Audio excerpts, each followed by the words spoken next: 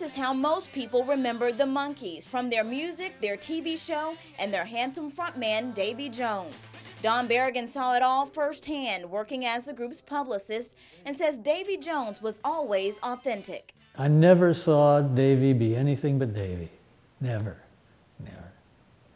And, you know, there was nothing, no games. Didn't need to be. I mean, he was just Mr. Lucky in every way, you know. Berrigan started working with the Monkees in 1966, just as their TV show began. And he says he and Jones bonded over their love of movies. Don says his relationship with Davy Jones was more than just business, and they shared plenty of fun moments together, like this one. This is the way he'd look at you, so what do you mean? Berrigan says Jones was quite the jokester back then. He'd always put me on all the time, and I could never tell whether he was serious or not.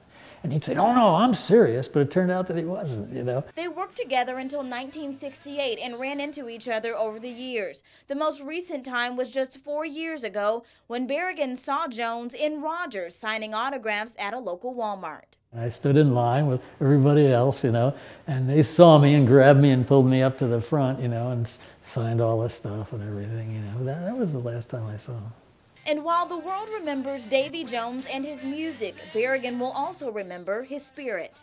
Davy, he just accepted everything from anybody, you know. He wasn't, you know, giving himself up or anything, but I mean, he would just accept you as you were, you know, which I thought was a great characteristic. In Rogers, Kamasi Aaron, 5 News.